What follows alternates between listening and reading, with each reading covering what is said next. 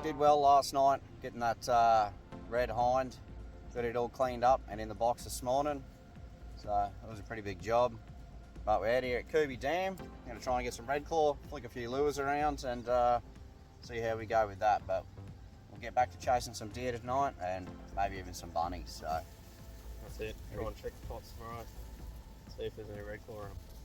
Yeah, we'll get a few of these in and I'll see you a bit later on. As we walked the banks of the Cooby Dam, we dropped in 4 red claw pots each. That's 8 in total. That's the maximum number of pots for 2 guys. We baited them with pumpkin and watermelon and let them soak. In the meantime, we thought we'd flick some lures for bass because we've heard there's a fairly healthy population of Australian bass in this dam, but they seem to be eluding us this morning. After a few hours, it was time to pull the traps and see if we'd caught anything. Unfortunately, the first one's come up stumps, and in fact, everyone after that come up empty. Maybe we should stick to rifles for the rest of this adventure. For our afternoon hunt, we decided to make the trek out to the lease block. It's become available to us, and we've finally got the address on where it is. It's a bit of a drive from where we are, so we're hoping to make it there by early afternoon. This block's fairly remote, and there's room to have some deer and some scrub bulls on it. So any cattle or deer we find on this is open game. It is a bit of a trek to get there though.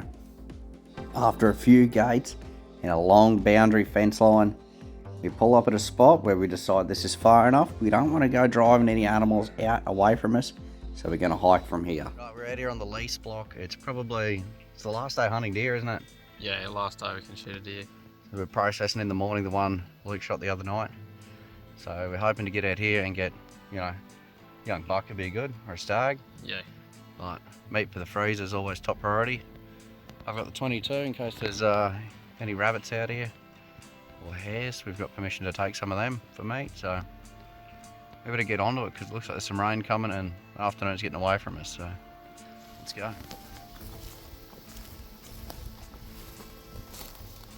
We're lucky enough to have access to this property as well as the ones we've been hunting.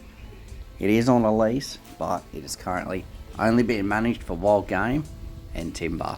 Got a good amount of wind. We're walking along one of the boundaries and the wind's blowing off the block past us and over the fence, so anything on this block shouldn't wind us the direction it is at the moment. Keep going. Just up here at the creek, and there's a couple of meadows down. Stop and glass a little bit. The creek and have a little bit of a look. Righto. This property is climbing up near the 400 acre mark, and although that's a lot of land to try and cover in an afternoon, we're certainly not rushing into it. Same sign with native pheasants. Protected in Queensland, They are. unfortunately. No season. To go down south to hunt pheasants, apparently they taste alright. What's that?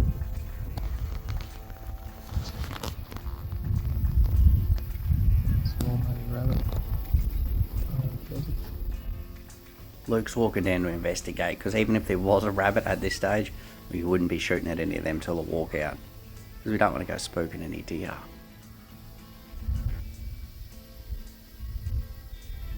Pheasant feathers, and there's the pheasant. Luke's taking every advantage he can get to try and spy deer before it spies us.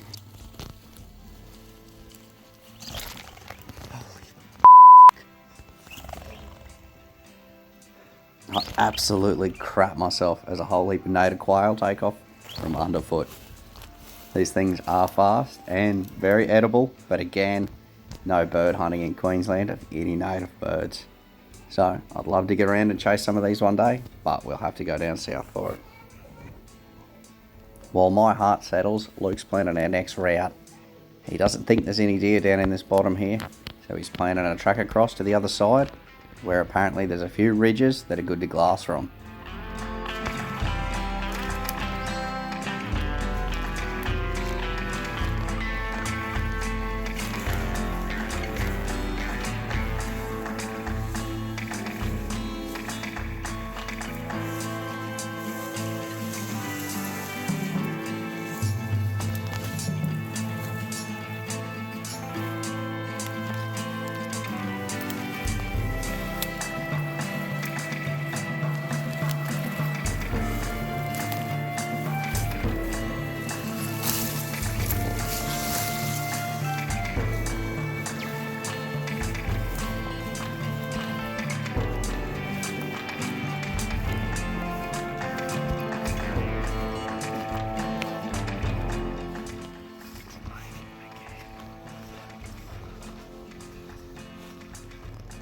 make it through all the thick stuff into the base of where these hills climb up away from us.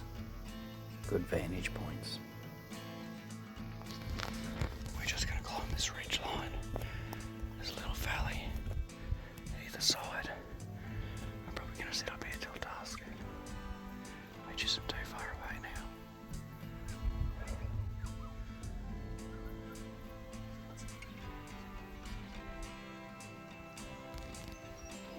Luke's just ranging some distances in case someone comes stomping in. Gotta get up this hill and get set up.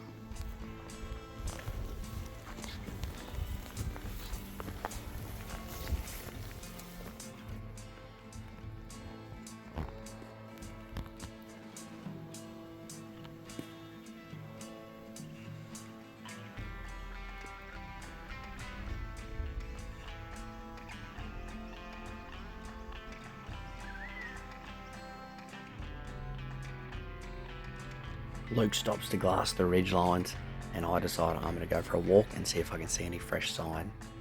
We've seen a lot of deer sign up here today, but no deer yet. Stuff like this. See the tips of this tree being eaten off for the last few days. That'll take a couple of days to reshoot. Also, there's been a lot of deer footprints around. I'm going to catch up to Luke.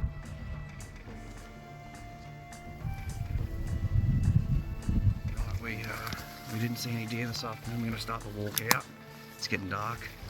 With a bit of luck, we might see one on the way out. If not, we're going to go back to our blind tonight. I'd be really surprised if the deer are there again, but we're going to go and chase some bunnies anyway around there if there's no deer. So, if we don't see anything on the way back out, I'll see you still.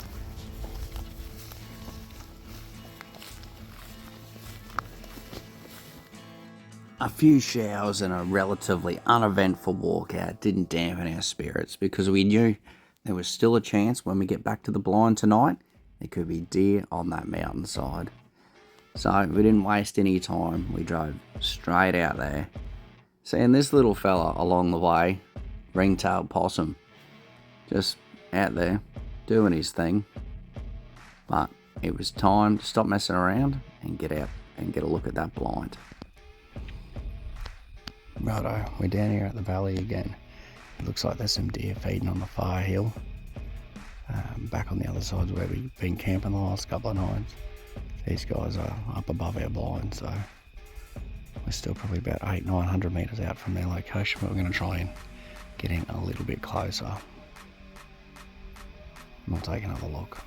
So there's 2, maybe 3 deer on that ridge line. They're all pretty spread out, so we're going to have to snake our way across the valley floor and see if we can come up on some nice and slow, because it is dead silent out here tonight. We start our approach going slowly, 50 metres at a time before throwing the thermal up and checking where they are. We eventually make it down near the blind, but we're sitting about 10 metres out because to get in under that tree there's quite a lot of sticks and brush, and we don't want to risk spooking these deer because now they're at about 250 metres and they're heading our way. Tonight we've brought a camera tripod to set the rifle on because last time Luke shot a deer down here, he had to lie on his back in the wet grass. So we're a little bit better set up tonight. Now here you can see these couple of what we suspect are hinds feeding along the top of the ridgeline. We're hoping they come down the ridgeline so they're not skylined, and it might give us the opportunity to get a better shot at them. Originally we thought this was the same group of hinds that Luke managed to take one the other night, but as we see him walk on over the hillside here, we can see that 2 of them look like hinds. Taller, long, skinny necks, a lot of heat coming out of them, and then there's 2 that are potentially stags, because around their neck it's a lot cooler in the thermal, and red deer get a little bit of a mane happening. And with all the rain we've had lately, there's a pretty good chance that hair around their neck is holding a bit of moisture and showing darker on the thermal. And they look a little bit bigger in stature. You can see the 2 hinds there on the left of the screen, and that we believe is potentially a stag and another one coming out of the woodwork.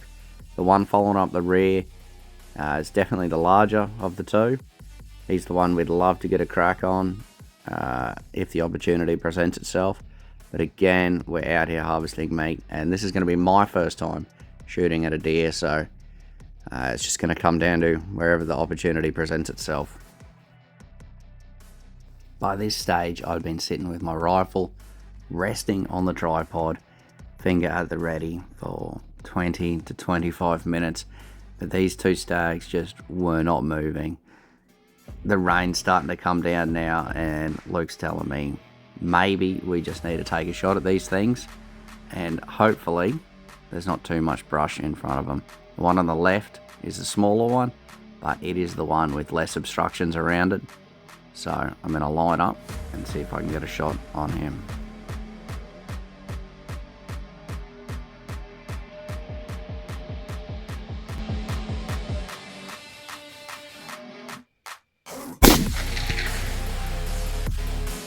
The good thing about the thermal is they don't know where the shots come from. The bad thing is the tripod's partly collapsed. We've still got this footage because I was able to hold the rifle and the scope aimed still at the deer, but unfortunately my eye is not to this scope.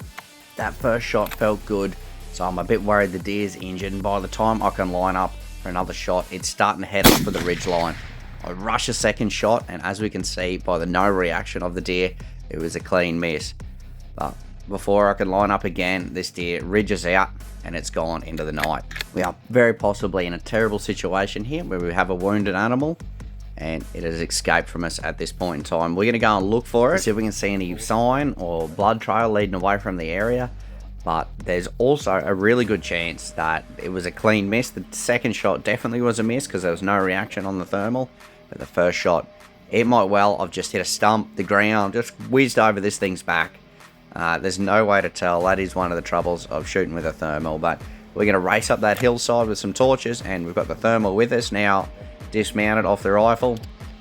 Because if you're quick enough and if this deer's lied down, you will be able to see its heat signature even in the long grass. We search upwards of an hour and a half for this deer, but we find no blood. It looks like it's trailed off and it's going to live to continue its rut out here on the farm, because this was our last night of shooting deer, and these deer, they are long gone. But we did see a few bunnies on the way down, so we might go and chase a few of them. Certainly not venison, but I've never eaten hare, so I'm pretty keen to give it a go.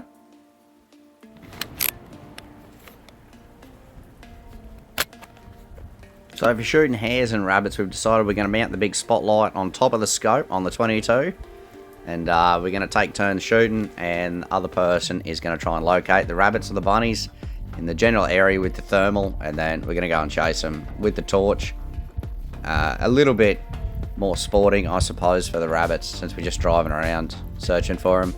But yeah, we're going to get out there and see if we can get a feed of bunnies.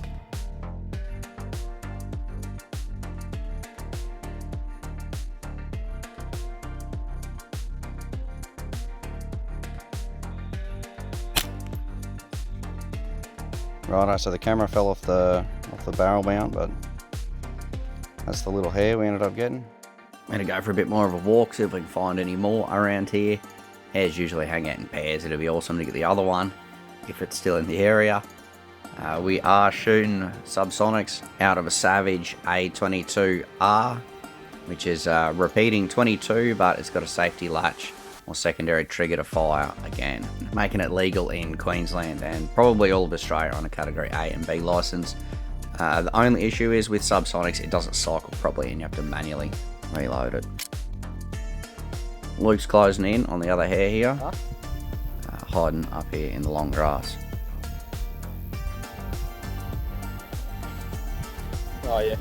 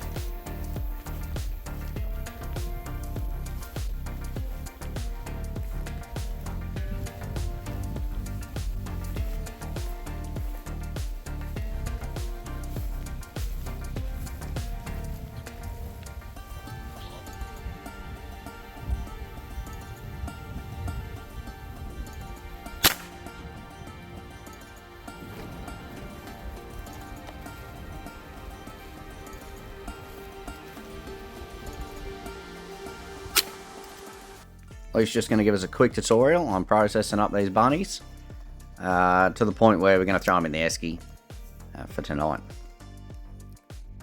These are European hares, and they are an introduced species to Australia.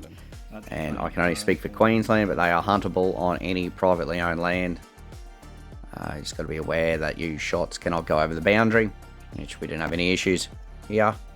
And I would love to get out and hunt these things again. It was great fun, but I would probably refrain from using subsonics because although they certainly slow the bunnies down, they don't necessarily put them out of their misery with one shot. I have sort of skipped through this tutorial a little bit. You can pick a bit up from the visuals here. If you'd like the full length one done, I've got the footage for that. But as you can see here, Luke's a bit of a pro doing this. He doesn't claim to be, but he knocks out both bunnies in about 10 minutes. So when we process the deer up, we're going to quarter these up and cryovac them as well. We might give them a bit of a taste test just to see how wild hare goes, because a lot of people haven't eaten it. So I'm excited for that. In the morning we collected our deer and our bunnies, and we decided to head up the trench to process them up there where the deer's been hanging. Hit a little bit of a morning chore for Luke to help him round up his Dexter and get him sprayed. So we had a bit of fun with that before frying up a few bunny back straps, which come up sensational. Then it was time to debone this deer. We ended up with around 10 to 11 kilos of venison mince after cutting it with pork fat, and then about another 10 to 11 kilos of roasts and steaks. So all in all, we got close to 25 kilos of meat off this one hind. As for the bunnies, we didn't weigh them and we did leave them boned in. So minus in the back straps, there was 2 good sized meals out of them. One bunny sort of makes up a pretty good meal for a family of 5, I guess. So yeah, you can't go wrong with some hares. And like I said, I'd love to get out and shoot them again. I would love to go deer hunting, or in fact any type of hunting at all. I'm a big fisher and I would really love to get into exploring some more of the wild game this country has to offer. So I want to say special thanks to Luke and his family for letting us spend the week exploring this property and harvesting some wild meat. If you like these hunting videos, let me know. And if you're a hunter who'd be willing to take me out so we can film and document a little bit more that this great southern land's got to offer, leave a comment under this video or find me on Facebook at Aussie Dos, same as all social medias. Get on there, subscribe, it really helps me out, guys. Like, share, comment, all that other good stuff. And you never know, maybe I'll see you out there somewhere. Thanks for watching, champions.